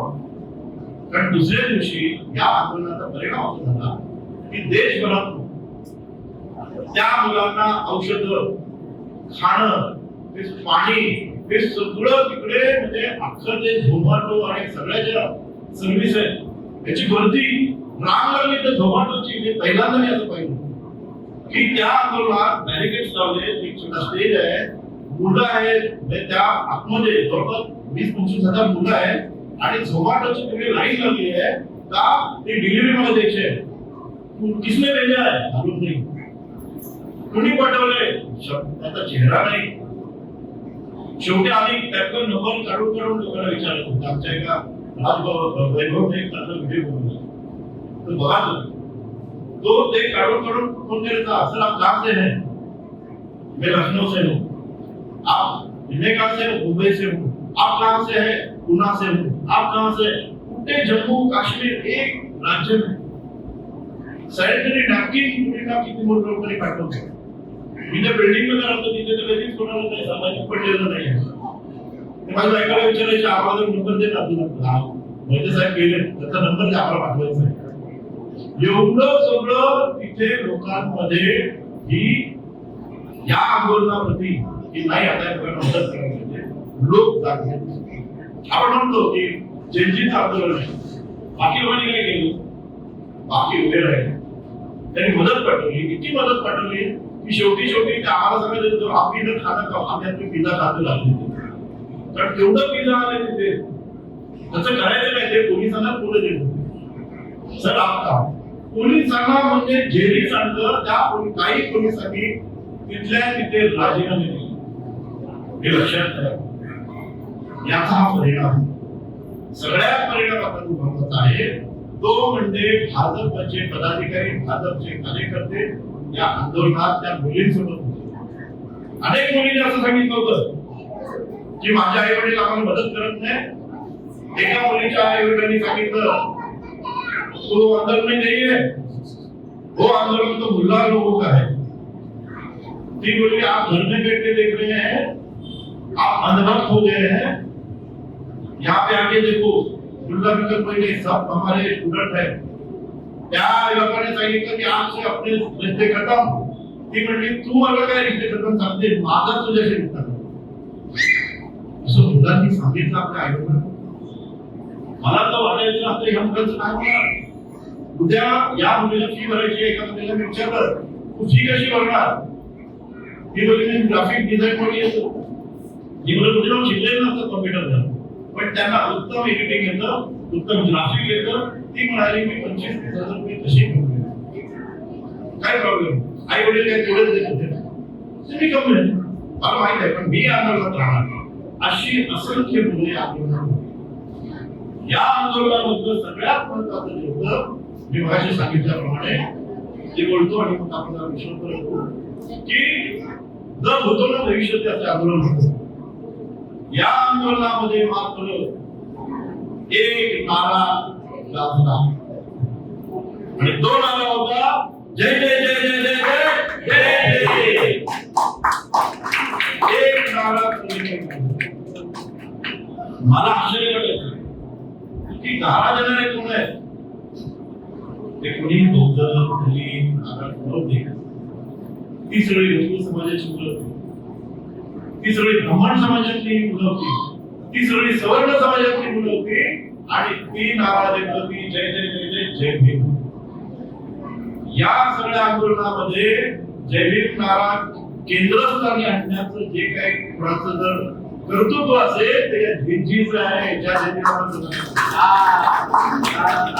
झेंजीने बाबासाहेबांना पुन्हा एकदा तिकडे समोर आणलं, जय भीमचा नारा बुलंद केला. आता मी नेहमी तिथे गेल्या चॅनेलला पण म्हणतो, ते मला आले, मला विचारलं की यहाँ पे जय भीमचा नारा जो आहे तो तू बुलंद आहे. मी म्हटलं हो, हे माझ्यासाठी पण नवीन आहे, हे माझ्यासाठी नवीन आहे. खरं तर आमच्या चळवळीतले जे कोण आंबेडकरवादी लोक आहेत, चळवळीतले नेते आहेत, त्यांना पण कधी जय भीमचा नारा आम्हाला सांगता आला नाही. त्याचा अर्थ काय तो आम्हाला सांगता आला नाही. पण ह्या मुलांचे व्हिडिओ बघा, नसेल तर मी तुम्हाला पाठवतो. त्यांनी ज्या पद्धतीने जय भीमचा अर्थ काय ते हिंदीमध्ये, इंग्लिशमध्ये त्यांच्या भाषेत जो सांगितलेला आहे, तो कुठल्याही आंबेडकरवादी जो कोणी असेल विचारवंत सगळ्यांनी तो पहा. त्याला म्हणतात जय भीम. जय भीमचा अर्थ जो आहे लढाई आहे, अन्यायाविरुद्ध उभं राहणं, अन्यायाविरुद्ध वाचा करणं आहे, अन्यायाचा विरोध करणं आहे. नुसतं विरोध नाही, समता आणणं पण आहे. स्त्री पुरुष समता असेल तिथे जय भीम असतो, जाती जातीत भेद असेल तिथे जय भीम असतो, धर्माधर्मात भेद असेल तिथेही जय भीम असतो. तो जय भीम म्हणजे काय हे समजण्यासाठी जंतर मंतरवर बांधलं.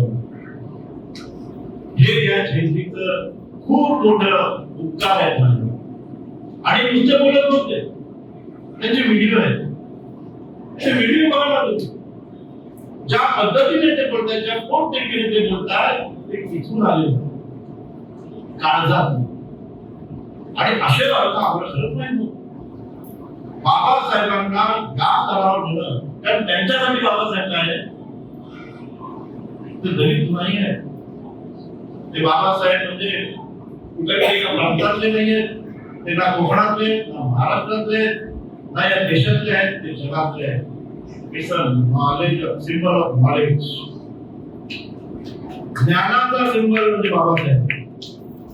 आणि हे त्यांनी अधोरेखित केले. त्यामुळे मला असं वाटतं की आपल्या सगळ्यांनी यातून राहायचं. दुसरी गोष्ट सांगतो आणि थांबतो की आपण सगळ्यांनी काय करायचं. याकडे 3 दिवस मी पाहिलं. तिसरा दिवस मात्र अत्यंत महत्वाचा होता. चौथा दिवस त्याचे दिवस आपण काय मला कळत नव्हतं. आणि अख्ख्या सभागृहात अमित शहा आणि पंतप्रधान काय ऐकलं. तिकडे लोकसभेमध्ये राहुल गांधी आणि त्यांच्या पद्धतीने त्यांना जेरी सँडर्स, पण सगळ्यात मोठी ताकद जी होती ती झिंझिंची. यांनी यांना घाबरवलं, इतकं घाबरवलं की याच्याकडे अख्खा मीडिया आहे, मोदी मीडिया. पण या झिंझिनी जो त्याचा एक काय म्हणतात पाठ करा अत्यंत साधा शब्द आहे, पण त्याची जी उतरवलं आहे ना मास, तो मास असा उतरवला की या माणसाची झोप उडाली. रात्री 12 वाजता येऊन आपल्याच मोबाईल बघतो रील कर. बरं हे रील आलं फ्रँड्स. दुसऱ्या दिवशी फ्रँड्स म्हणाले आपका एंगल गलत है, आपको मोबाइल पकड़ना नहीं आता, मोबाइल थोड़ा ऐसा पकड़ो, आपका नाक के बाल बहुत बढ़ गए आपके. एक भाई म्हणाली अरे आप तो मावा खाते हैं क्या, आपके दांत देखो. काय तो माणूस झोपलाच आहे का. आपलं हे सगळं येते ना, हे सगळीकडे इतकं पसरलं. दुसऱ्या दिवशी परत माणसाचा व्हिडिओ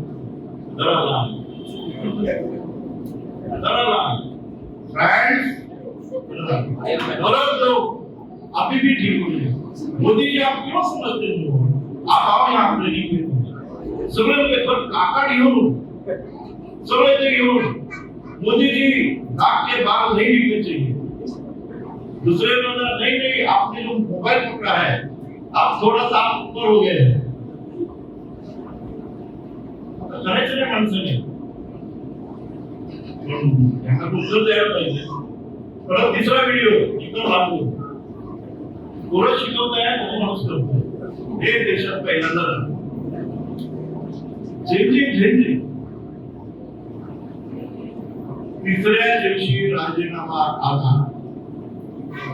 कारण पर्याय हम जाएंगे नहीं. आणि जोवर दबाव आला बरं एकदम गंमत अशी की बघा गोरं कशी त्यांनी तर मिलोनीच्या तिच्या ह्याच्यात गेलेले वॉलवर आणि तिला सांगताय. आणि त्यात आघाडी कोणाची, आदरणीय Rakhi Sawant. ask your boyfriend to resign ना.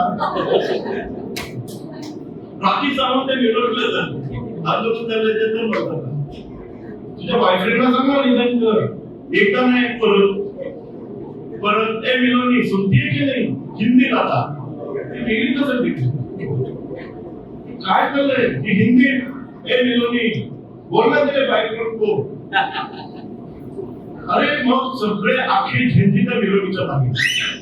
मिलोनीचा दुसऱ्या दिवशी फोटो आला, व्हिडिओ आला की तिने कुणाशी तरी सांगा पुढे गेला. त्यांचे फोटो आले त्यांचे कुठे घेतले बदलत आहे. परत ती मुलं तिच्या बॉलवर जाऊन दे दिया ना धोका, अब आदमी क्या करेगा. एवढं हसू दे त्या आंदोलनात, इतकं टेन्शन मध्ये हसून गेलो. काय कुठे चाललंय बोलते मिळवणी करूची नंतर फोटो. परत ते काय मोदी आगे बढ़ो हम तुम्हारे साथ है विरोधी को छोडो. हे सगळं सुरू असताना तिथे मग सरळ दुसऱ्या दिवशी काय झालं 21 तारखेला मात्र सुरू होतं. नुसता धर्मेंद्र प्रधान का इस्तीफा नहीं चाहिए अब हमको प्रधानमंत्री का भी इस्तीफा चाहिए हा नारा तिथे सगळं बाळगलं ते आता संपलं. म्हणून मग धर्मेंद्र प्रधानचा इस्तीफा आला सगळं थांबलं. मग मात्र सरकारमध्ये झुकली. आता अमित शहा आणि नितीन गडकरी एकमेकांकडे बघतायत. इसका चालू राहतं. आपलं काम एवढंच आहे या जयंतीला समजून घेणं. आपल्या पिढीने जर या जयंतीला समजून घेतलं नाही तर ते तुम्हाला कचरा टाकणार. तुमची गरज नाही. त्या इंडिपेंडेंट आता यापुढे तुम्ही मुलांना मुलींना स्थळ आणणं आपल्या मुलं शिकली पुढची पिढी काय करते. ही 17-18 वर्षाची पुढची पिढी त्यांना लग्न संस्था इस्टॅब्लिश सेक्युअर ते डोंट बॉदर. माझं स्वातंत्र्य आहे माझ्या स्वातंत्र्यात येऊ नका. माझ्या स्वातंत्र्यासाठी मी मुलींच्या करायचं. त्यामुळे आपल्या सगळ्यांना हे शिकलं पाहिजे. आता भगिनींनो आपल्या मुलांना समजून घ्या त्याच्याशी बोला संवाद करा. ही मुलं खूप ब्रिलियंट आहेत. ही मुलं खूप हुशार आहेत. या मुलांकडे पोटेन्शियल आहे. जग जिंकण्याची त्यांची उमेद आहे. राजीनामा घेण्याचं ही त्यांच्यात ताकद आहे. 12 वर्षात घडलं नव्हतं ते 20-25 दिवसात त्या मुलांनी घडवून दाखवलं. अभिजित तिरके आला आणि आता तो परत अमेरिकेवरचा मधल्या 25 दिवसातच त्याने खेळ करून केला. ही पिढी आहे. या पिढीला आपण समजून घेऊया. ही पिढी आपलीच आहे. ही पिढी आता जात धर्मात कशा अडकणार नाही. या पिढीला तुम्ही जबरदस्तीने देवी म्हणायला लावू नका. त्यांच्या कृतीतनं देवी म्हणा. मी माझ्या आयुष्यामध्ये पाळतो. मी जेव्हा कुठली नवीन गोष्ट करतो तेव्हा मी माझ्या तरुण मित्रांना बोलवतो. मी सांगतो की हा आता देवी. मी मॅगझिन काढलं तेव्हा अनेक लोकांना असं वाटतं. मॅगझिन मी हातात गेल्यानंतर वैभव छायासारखा माणूस मला म्हणाला तर तुम्ही तुमचा हा जयभीम हाच आमचा जयभीम आहे. हा खरा जयभीम. आपली कृती नुसतं इकडे बसून जयभीम नाही होत. नुसतं इकडे जयभीम करून होत नाही. त्या कृती काय आहे. जयभीम म्हणणाऱ्याने जर कृती केली नाही तर तो जयभीम शून्य. जयभीम म्हणणाऱ्याने जर विचार नीट केला नाही ती कृती शून्य. जयभीम म्हणणाऱ्याने आपल्या मुलांशी संवाद केला नाही तर ती कृती शून्य. त्यामुळे जयभीम म्हणताना आपली जबाबदारी काय आहे हे पण ओळखू आपण. जय जय जय जय जय भीम. जय भीम जय भीम जय भीम.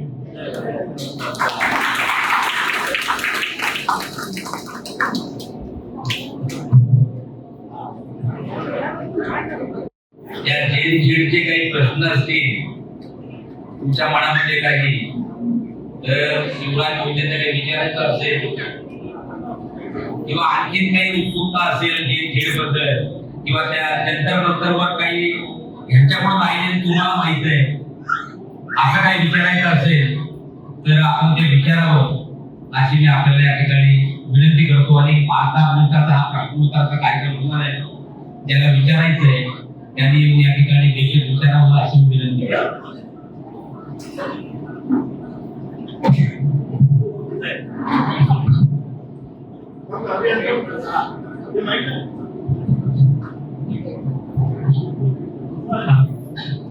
खूप अच्छा निकले. बहुत अच्छा. जो हम पेपर पढ़ते थे टीवी में देखते थे कि तो बाबू भाई यार लिख बोल रहे थे. मेरा सवाल आपको ये है सर कि डीके जी बहुत इन्फ्लुएंस कर लिया अभी भी है. लेकिन यहाँ पे जब 2 बंदे वहाँ जाते थे डिस्कस करते थे वो कहाँ से आए. मतलब वो आए नोबडी नोस. थोड़ा सा उनके बारे में इंटेंट थ्रो सम लाइट. उसके जो साथ जो लड़के थे एकाचं नाव आहे सौरभ दास आणि दुसरा आहे रामका. रामका और दास ये और अभिजीत एक साथ में थे जब आप में थे। तो ये लोग सोशल मीडिया था, ये कहीं से आए नहीं, ये सब एक टीम है। हाँ देखो, सौरभ दास जो है वो लड़का जब 15-16 साल का था तब से वो कायदा और इसकी रुचि है। त्यांनी चीफ जस्टिस जेव्हा आपले हे होते चंद्रचूड़ के बारे में उसने जो लिखा है, वो जो लिखा है उसने, चंद्रचूड़ क्या है, ये अभी यूनिवर्सिटी के बच्चों उसमें पढ़ते हैं कि एक देखो एक सरन्यायाधीशाला जर समजून घ्यायचं असेल की चंद्रचूड़ असं का वागली, बेसिक गोष्ट काय होती, दो चीज थी। एक तो महाराष्ट्र का पॉलिटिक्स, महाराष्ट्र के पॉलिटिक्स में चंद्रचूड़ ने जो भूमिका ली वो जो करना चाहिए था उसने नहीं किया। दूसरा, मोदी जी उसके घर में गए गणपति को और आरती उतार रहे। अब ये लड़के ने 20-22 साल के लड़के ने उसको इतने अच्छी तरह से उसका विश्लेषण किया है कि ये ड्युअल पर्सनॅलिटी चंद्रचूड़, आणि ते जो आता हे खूप मोठा आहे सांगायला, ही जो ब्रिलियंट उसके पास अभी उसकी पीएचडी भी हो गई है। वो जिस तरह से विचार करता है, जिस तरह से संविधान रखता है, वो हमको भी पता नहीं। संविधान की कौन सी धारा है, कौन सा आर्टिकल क्या है, उसका जितना बाय हैंड है हम खाली रिव्यू करते हैं, वो सौरभ दास है। उसने जिस तरह से वो दोनों गए थे बात करने, अब पूरी जो सिस्टम है अपनी लॉ सिस्टम, उसमें सौरभ दास को ये सब लोग बदले हैं, क्योंकि उसमें ही वो अपने जो पत्रकारिता है, पत्रकारिता की है उसमें, बट उसकी पत्रकारिता वो लॉ है, लॉ बेस है। तो लॉ में जो खामियां हैं, जिस तरह से कोई वर्डिंग आता है तो उसका विश्लेषण हो सकता है, और इसमें सब लोग भरते हैं उससे। तो ये टीम है। रामका जो है ही इज आल्सो ब्रिलियंट, वो बहुत ही ब्रिलियंट है, क्योंकि वो जो है स्ट्रेटेजिशियन है। आपको भी पता ही नहीं है स्ट्रेटेजी क्या होती है। तो स्ट्रेटेजी होती है कि जब कोई पॉलिसी बनती है तो पॉलिसी बनते वक्त क्या विचार करना चाहिए। जैसे उसका एक है कि लाड़की बहन योजना, तो लाड़की बहन योजना जो आई, तो लाड़की बहन योजना इसको कोई बुनियादी कानूनी कोई प्रावधान नहीं है, ये कहने वाले लोग हैं। फिर ये कहते हैं कि ये देश का पैसा कैसे जा रहा है, क्योंकि पॉलिसी जब बनती है तो पॉलिसी ये पूरे देश के लिए होती है। जब कोई स्टेट पॉलिसी बनाता है तो स्टेट के लिए होता है। तो पॉलिसी कैसे बनती है, तो लोगों का उसमें सहभाग होना चाहिए। लोगों का उसमें सहभाग अगर होगा तो किसको क्या चाहिए, फिर उसका एक विश्लेषण होना चाहिए। आदिवासियों को करना है तो आदिवासियों के पास जाना है। अभी ऐसा है कि इसकी एक पॉलिसी क्या आहे, म्हणजे सगळ्यांच्या माहितीसाठी आपल्याला आव्हान आहे, त्यांनी काढला विषय बरोबर। तर पॉलिसी आता अशी येते आहे की आरक्षणामध्ये जाती जातीच्या जनगणनेमध्ये उपवर्गीकरण करा असं आता हे सरकारने ठरवलं। आणि हे उपवर्गीकरण म्हणजे काय आहे, तर बौद्ध वर्सेस चर्मकार आणि मातंग समाज। बौद्धांना जास्त सवलती मिळाल्याने ते पुढे गेले असं चर्मकार आणि मातंग समाजाला सांगायचं आणि त्यांना बौद्धांच्या विरुद्ध उभं करायचं। आता हे सुरू झालंय, मारामाऱ्या सुरू आहे। आम्ही त्याच्यावर सलोखा म्हणून काहीतरी करतोय, पण हे पुढचं आंदोलन आता मारामाऱ्या आहे। ये सरकार की पॉलिसी है जिसके खिलाफ सब करके ये स्ट्रैटेजी है ना सर, तुमको पता है इसमें क्या है।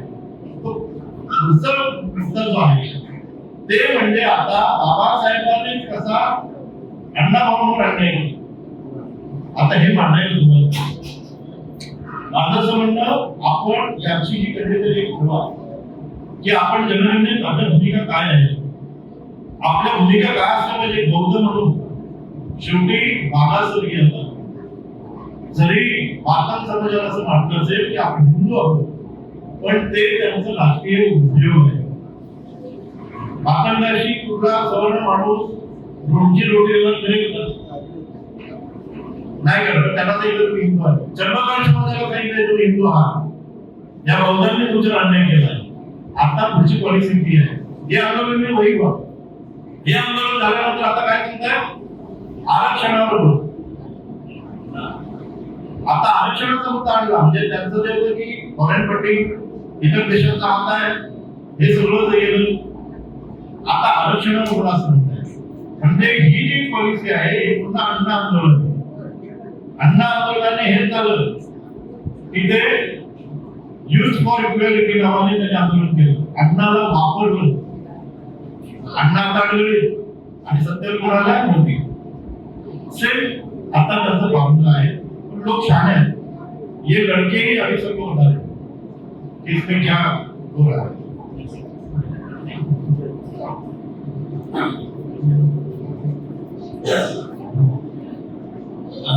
सर माझा प्रश्न असा आहे की आपण जे लोक आपले जे तरुण मुलं आहे ते चळवळीमध्ये सहभाग आले आणि जंतर मंतरने आंदोलन केलं ते सगळे सवर्णाचे होते. ओपन म्हणजे मराठा क्षत्रिय समाजाचे जास्त लोक होते. आपले पण असतील पण खूप कमी होते. पण असं का होतं की प्रत्येक वेळी विहारामध्ये पण तरुण लोकांची भरणा खूप कमी असतो. याच्या मागचं कारण काय? आता हे मी बोललो तर काही लोकांना राग येऊ शकतो. पण मी शेवटी पत्रकार. मी जसं बाबासाहेब म्हणायचे की प्रथम आणि अंतिमता भारतीय आहे. बाबासाहेबांचेच आम्ही अनुकरण करणारे लोक आहोत. मला नेहमी असं वाटतं की मी आणि नेहमी सांगतो प्रथम आणि शेवटी सुद्धा पत्रकार आहे आणि जबाबदार पत्रकार आहे. तर मला असं वाटतं की तरुणांसोबतचा विसंवाद हे याचं कारण. आमच्या तरुणांसाठी इथे काय आम्ही करतो की तरुणांनी एक विहार नाही, कुठलं विहार कुठलं विहार असं आहे की तरुणांसाठी तुम्ही काहीतरी ऍक्टिव्हिटी करता आणि तरुणांसाठी ऍक्टिव्हिटी आता असं झालंय की आमची पिढी आमच्या नंतरची पिढी ऐकत होती ते तुम्ही आलात की काका कसे आहात, आप कैसे हैं, ऐसे हमारे मेरा बेटा भी सबको करता है. लेकिन उसके आगे का जो जनरेशन है वो अगर आप उसके काम के नहीं है तो आपके पास देखेगा नहीं. तो तुमच्याकडे बघणार पण नाही कारण तुम्ही त्याच्या कामाचीच नाही आहात. तुम्ही त्याच्या थॉट लेवलला पण येत नाही आहात. आता इथे बसलेले अनेक तरुण बघतोय बघा व्हॅकन्स संपलं अनेक तरुण उठून गेले आणि त्यांना माहिती आता पुढचं काही आमचं नाही. त्यांना खीर नको आहे तुमची. त्यांना विचार पाहिजे, त्यांना ऍक्टिव्हिटी पाहिजे. पण माझं आता या प्रश्नाच्या निमित्ताने शेवटी आपलीच माणसं आहे. मी किती पत्रकार असलो तरी यांच्या विरोधात मी आयुष्यात कधी जात नाही. माझ्या जर कुणी काही म्हणणार मी माझ्या माणसाच्या विरोधात कधी जात. तो माझा माणूस आहे. मी त्याला खाली वाटते की मी त्याला समजायला मोकळी भरून करायची असेल तर एकच करावं लागेल जसं मी केलं. जिथे जिथे तरुण आहे तिथे तुम्ही जा. ते येणार नाही. They will never come to you. तुम्हाला जायला पाहिजे. दुसरं अशा ऍक्टिव्हिटी करायला पाहिजे. आपल्या इथे एक तरुणांचं मंडळ झालं. तरुण असतील ते त्यांचा निर्णय घेतील. तरुणांना बोलवा तुम्हाला काय करायचं असेल आणि तरुण म्हणजे तरुणच त्यांना सांगायला पाहिजे आपण काय करायचं. आज तरुणांच्या आपल्या समाजापुढे दोन गोष्टी आहेत ज्या मी सांगतो. तर झेंजी तुमच्या दृष्टीने बोलतोय आता दोन गोष्टी आहेत. आज आंबेडकरी समाजातले जो तरुण आहे जो 12वी पास झालेला आहे बाहेर पडलेला. सगळ्यात महत्वाचं म्हणजे आपल्याकडे शिकणाऱ्यांची संख्या आता कमी होते. आपले ड्रॉपआउट वाढतायत. हा धोका देतो तुम्हाला. आपण सगळे करतोय. सगळं आपण छान आहोत. प्रत्येकाकडे आता छान घर गाडी बायको बिजनेस सगळं आहे. पण आता ड्रॉपआउट जे होतात मुलं, त्यांचा प्रश्न गंभीर आहे. मी मुद्रा नगरची शाळा असेल, आदर्श विद्यालय असेल, तिकडे आपली किती मुलं शिकतात, 10वी झालेली आहे, 12वी झालेली आहे. 10वी नंतर पुढे जात नाही, 12वी नंतर पुढे जात नाही. आणि हा समाजाचा खूप गंभीर प्रश्न आहे. माझी पिढी कशी शिकली ते आम्हाला माहित आहे, माझ्या आधीची पिढी कशी शिकली ते आम्हाला आमचं सगळं सुख होतं. सामूहिक बुद्धवंदना ही माझ्या घरातून सुरू झाली आहे. बरोबर की नाही? माझ्या घरातून सुरू झाली, माझे वडील उपासक होते. त्यानंतरची पिढी आम्ही त्यांच्या मागे शिकलो. माझा मुलगा फोकसने शिकला. आम्हाला काही नव्हतं ना, कुठे आर्ट्सला जायचं का कॉमर्सला जायचं सांगायचं नव्हतं. माझा मुलगा फोकस होता. त्यातली पुढची पिढी ती त्याला सांगणार नाही, पण ती फोकस असणार. आता आपल्याला 10वी नंतर आणि 12वी नंतर काय हा विचार करायचा. आपल्या मुलांना काय लागतं आपण विचार करत नाही. एक गोष्ट, जी 12वी ड्रॉपआउट मुलं आहेत त्यांना पर्याय काय आहे? पर्याय काय? समजा 12वी मध्ये एखादा मुलगा नापास झाला, आयुष्य बरबाद. त्या मुलाने आता काही पुढे करायचं नाही, ती मुलं आईवरशी बोलत नाही. पण त्यांना पर्याय काय हे विहार आपण द्यायला त्या विहारात त्यांचा आपण विचार व्हायला पाहिजे.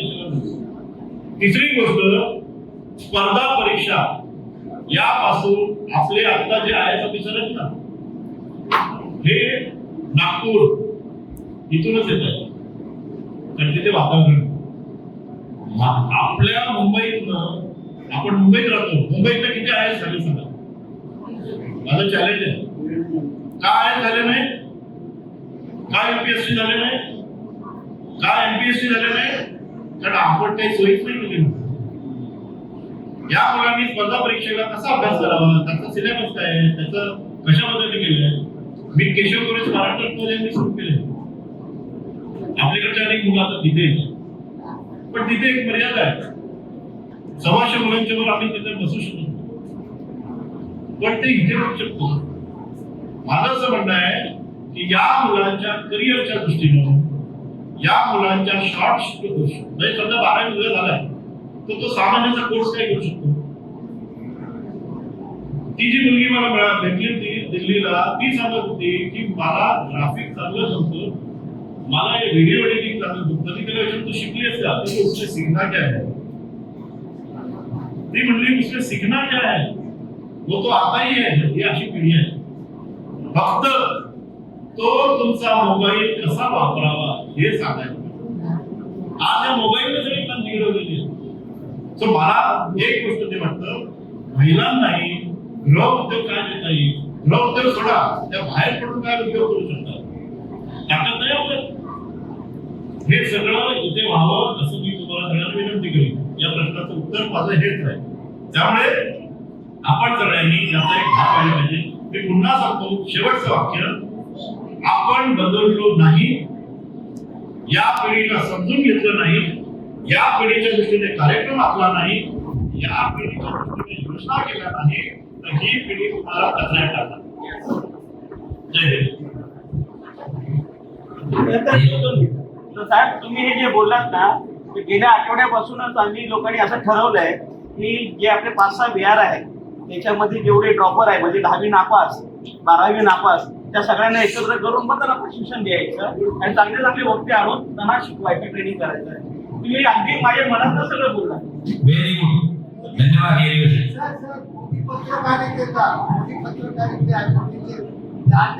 त्यांच्यात काही बदल झाला का याच्यात?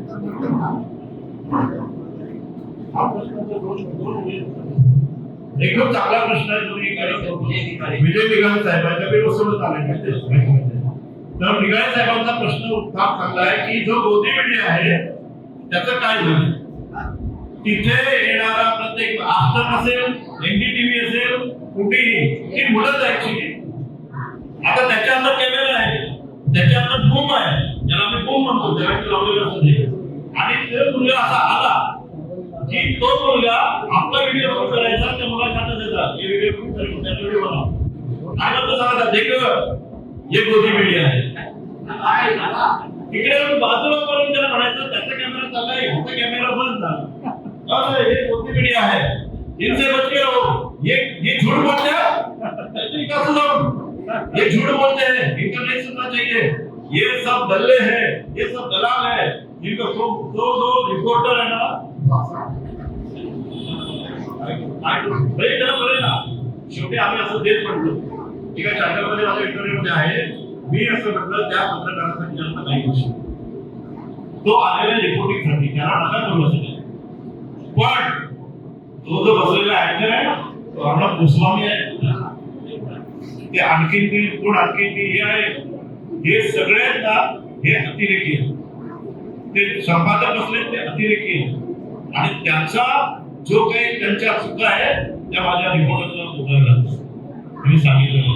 पण हे आंदोलन या मीडियाच्या जीवावर नव्हतं. हा मीडिया तुम्ही एक प्रशांत तुम्ही माझा इंटरव्ह्यू घेतलाय त्यात मी असं म्हटलं की भारतीय सो कॉल्ड मीडिया जो आहे तो ब्रँडेड झालेला, इट्स अ ब्रँडेड.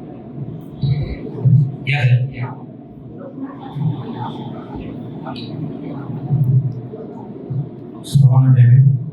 माझा प्रश्न असा आहे, सर मोठे साहेब, हे आंदोलन जे आहे कमीत कमी 26 दिवस चाललेलं आहे. असं मी ऑब्झर्व केलं की 20 दिवसानंतर राजकीय पक्षांनी आपला स्टँड घेतला. एवढा उशिरानं राजकीय पक्षांना जे बीजेपीच्या विचारधारेच्या अगेन्स्ट आहेत त्यांनी आपला स्टँड घ्यायला उशीर का केला? राजकीय पक्षाने या आंदोलनाच्या समर्थनात स्टँड घेण्यामध्ये उशीर का घेतला? नाही, आता तुम्ही कुठल्या राजकीय पक्षाबद्दल म्हणताय ते मला माहिती आहे. बीजेपीने म्हणजे सत्ताधारी सोडा, विरोधात सगळ्यात मोठा पक्ष जो आहे तो आहे काँग्रेस, त्यानंतर आहे कम्युनिस्ट, त्यानंतर आप पक्ष आहे.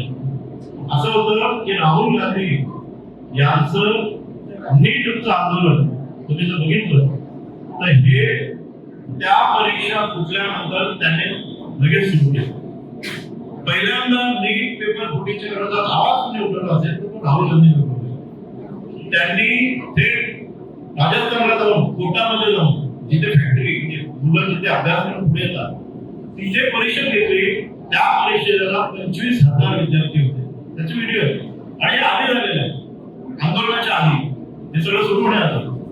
आणि त्यावर कुठलाही पक्ष येत नव्हता, कारण अपील नाही ना, मार्क्सवादी पक्ष नव्हते ते बोलत होते. पण अशा पद्धतीने तरुणांमध्ये जाऊन ह्याबद्दल संवाद करणे तर राहुल गांधीने केलं. तर राहुल गांधी करत होता आधीपासून. जंतर मंतरवर राहुल गांधी काय आल्या सगळ्यांना ते बरं झालं. याचं कारण असं, राहुल गांधी जंतर मंतरवर आले असते तर हे आयत्या खोलीत भाजपला मिळालं आणि त्यांनी हे सांगितलं असतं की बघा ह्याच्या मागे राहुल गांधी या आंदोलनाला बदनाम करण्याचं काम हे तेव्हा झालं असतं. त्यावेळी राहुल गांधींनी काय केलं, पॅनलवर काम केलं. तिकडे तुम्ही करा, मी संसदेत. आणि ज्यावेळी या मुलांनी 20 तारखेला संसदेवर जाण्याचा प्रयत्न केला त्यांनी हाणून पाडलं, त्याला छरे मारले, चट्टबॉल केला. राहुल गांधी 21 तारखेला पंतप्रधानांच्या निवासावर गेले. हे पॅरलल काम. राजकारणामध्ये स्ट्रॅटेजी अशी असते की सगळ्या बाजूने हल्ला करा, तर सगळ्या बाजूने हल्ला ही स्ट्रॅटेजी. त्यामुळे पक्षाने विरोध केला वगैरे काही नाही, कारण आंदोलन सगळ्यात पीकला होतं ते 3 दिवस.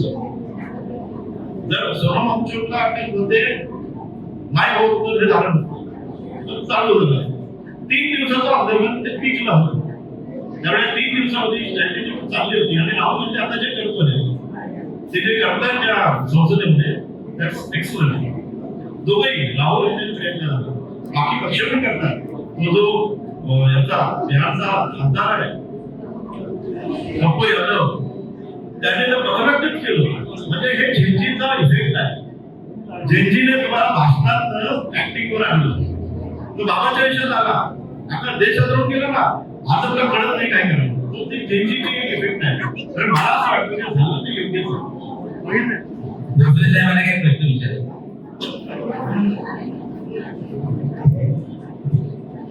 अभिजित बिबके यांनी आतापर्यंत जे आंदोलन केलं ते ठीक आहे, पण पुढे काय?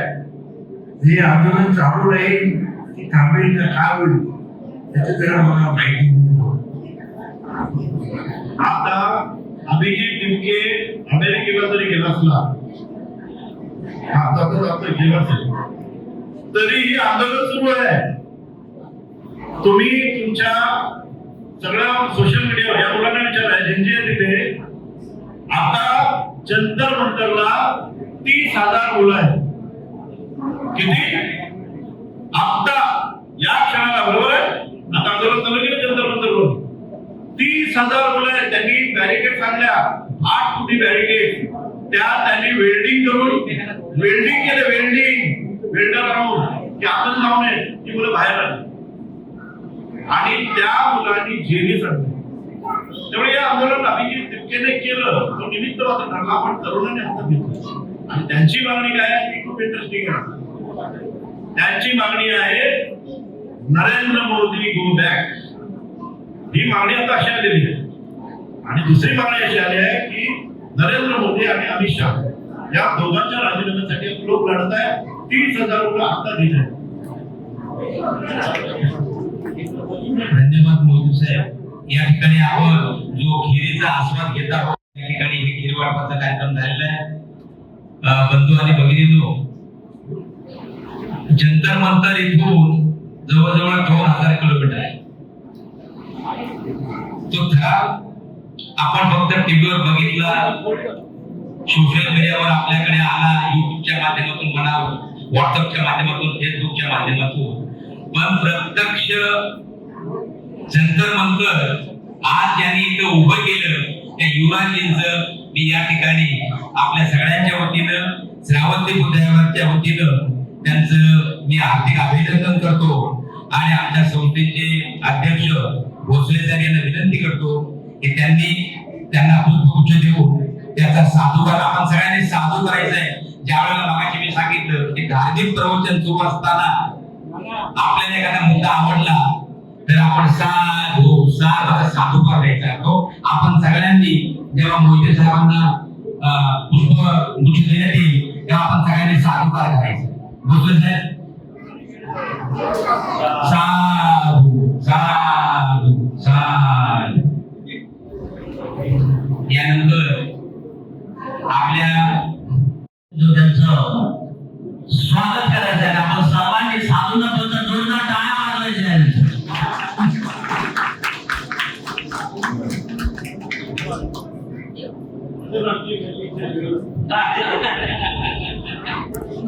या ठिकाणी रंजना निकम यांच्याकडून नुसतं खीर नाहीये तर बुंदीचे लाडू देखील या ठिकाणी आणि भजन्या हे फरसाण देखील या ठिकाणी दिलेलं आहे. त्यामुळे त्यांचं देखील मी या ठिकाणी आभार व्यक्त करतो आणि मोहिते साहेबांना विनंती करतो की निकम ताईंचं या ठिकाणी पुष्पगुच्छ स्वागत करायचे. या रंजना निकम.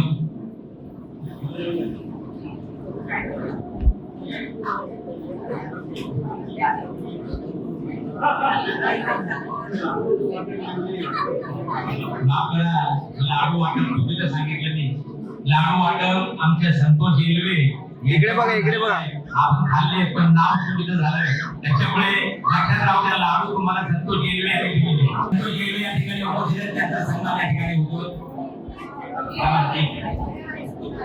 यानंतर मी युवराज मोदी यांना विनंती करतो त्याप्रमाणे या कार्यक्रमाचं गुंगा आंबोळे यांना देखील एक पुष्पगुच्छ युवराज मोदी देतील अशी विनंती करतो.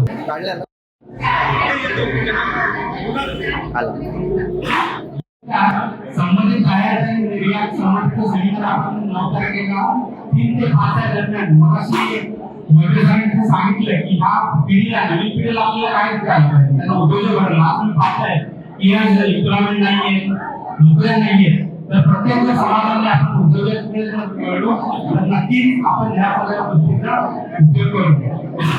मला इथे या निमित्ताने आपल्या सर्व पालकांना विनंती करायची आहे की जास्तीत जास्त या कार्यक्रमामध्ये सहभागी होऊन या संबंधीचे जे इंटरनॅशनल इम्पोर्ट एक्सपोर्ट आहे या संबंधीचे अनंत आपल्या आपले जे सहकार्य आहे, या प्रमुख महाराष्ट्र राज्यातील जनरल मॅनेजर म्हणून एका सभेत आपल्याला चांगली माहिती देते.